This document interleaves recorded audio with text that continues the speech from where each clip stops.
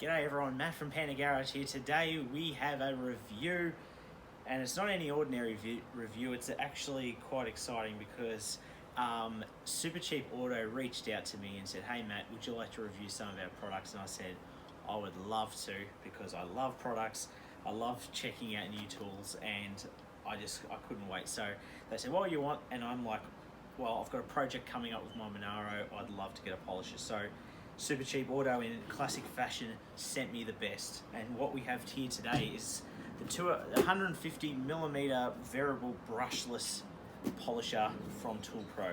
So as you can already see by it, it's covered in red dust as I've been practicing how to polish with this, which is like the top of the line from ToolPRO.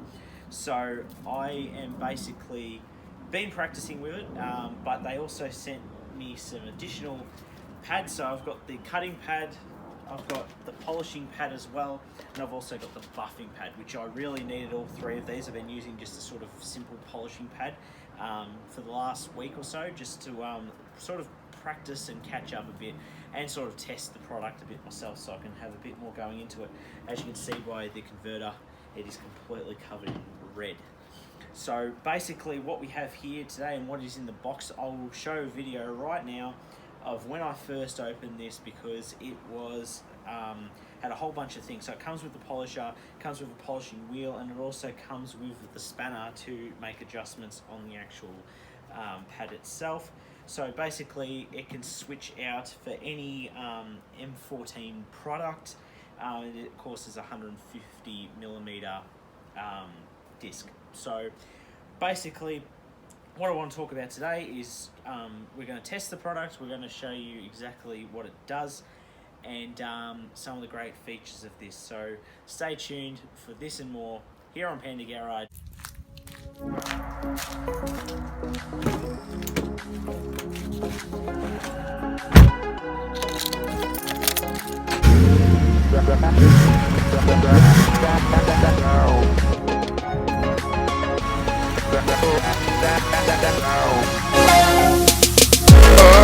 What do you actually get with your ToolPRO 150mm variable speed polisher? Now basically it's an 1100 watt power output, has a rated speed of 600, 1200, 1800, 2400 and 1300 RPM. So basically it's of course it's an M14 like we spoke earlier with a 150mm pad size. It's really quick and easy to use. Essentially basically what you're doing with it is that you preset your speed on here to the desired speed, and then you hit this button and it basically gets going, and it will continue at that speed until you hit this again. And then if you're wanting to change it on the run, you can just hit this and it will make it change to the speed you desire. Also, handle switches out either side depending on how you feel. I like to have mine on the left hand side, and basically you've got your button here that locks this into place so you can add your backing plate onto like that. So any M14 style will fit onto this. Alright, so you may be asking, what's the use of having a polisher? I can just do it by hand.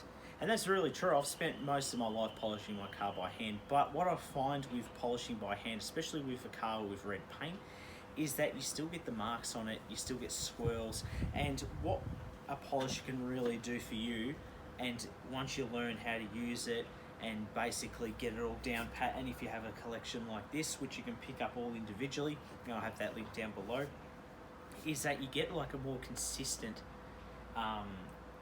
polish. And that's what I've been looking for so long, especially with my Monaro, because the paint on that can get oxidized very quickly. It tends to fade very fast, and especially in the state it's in at the moment, you really need to give it a good polish, and it needs to be consistent. And I just find that I'm not consistent enough with my polishing. So basically I've been practicing a bit on the car. What I'm going to show you is I'm going to show you parts of the car that are pretty new, and I'm going to show you parts that have completely faded. Then we're going to show you exactly what this can do.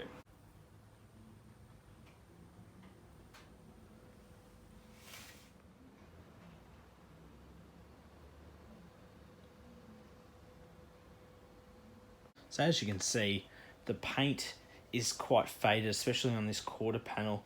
And as you will see it gliding across, it actually, you'll see it go across the bonnet. And I actually use like just a polishing pad, which it hasn't done the greatest job. There's still scratches and swirls, but the paint is a lot softer and smoother in comparison to the harshness of the unpolished surface. So that's what we're fixing up today. So we're going to get started with the cutting compound and the cutting pad, and we're going to start seeing results pretty quickly. Okay, so the cutting pad is on. Just twists on so easily. You hold this button down and you can disarm it. You go like that. It's all nice and tight. Can use the spanner that comes with it in case you feel like you need a bit more grip on there, but this is pretty tight, and also it spins the opposite way. So we're going to get stuck into it. So I'm going to use my cutting compound and we're going to start polishing this. So I'm going to speed this up right now, and we'll be right back with the results, and hopefully this will show a massive improvement over what I've been using.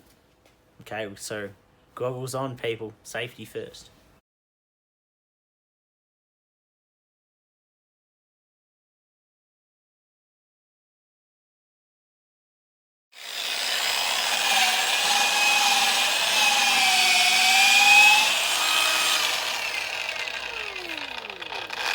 Okay, so that's gotten awfully red real quick. But at the moment, this looks like it's actually doing a really good job. And actually, you know what? All the scratches, like the other panels have still been showing, the majority of them actually look like they're gone. I know we're not even at the polishing stage or the buffing stage yet, but this is looking really good. So this pad actually, this is way better. So you're wanting something like a hard compound sort of style. This is actually, I think, a medium density foam pad. But this is actually looking fantastic. And on a red car, it really makes a difference. So basically, I might go across a little bit more this panel, but this is looking really good. So you know what, this foam pad I really approve of at the moment. This is fantastic. So we'll get through the cutting stage, onto the polishing stage after this. Okay, now we've gotten through the cutting stage, I've changed to the polishing pad. Now, unlike the other one, this actually is just Velcroed onto the main pad that you get with the actual polisher. So all it does is stick on, like that, and basically you're ready to go. Alright, so let's get started into polishing and see what this does. Okay, so now we're starting to see some real nice shine.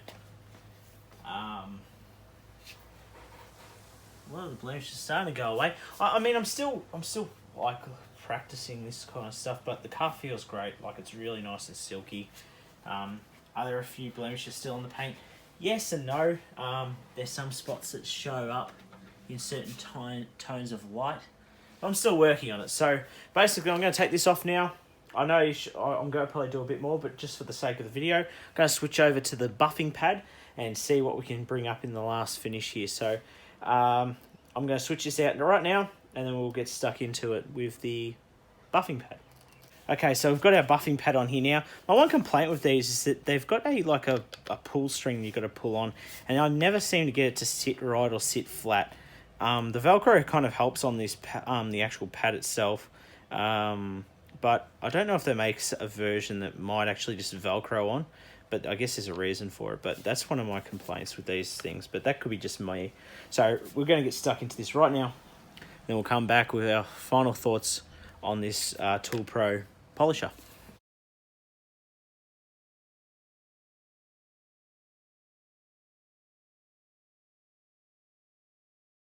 Last stage is still getting red all over it.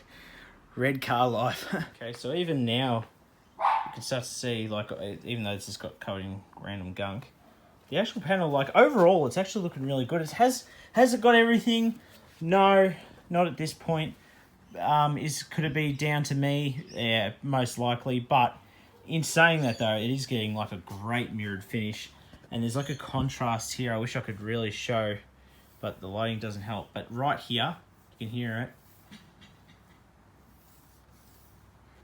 it. This side's really loud. It goes silky smooth. So there's like the cut-offs like right here.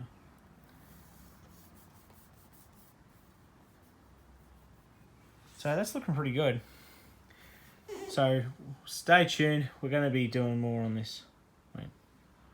Okay, so that's my review and a bit of a play around test of the ToolPRO Brushless Polisher.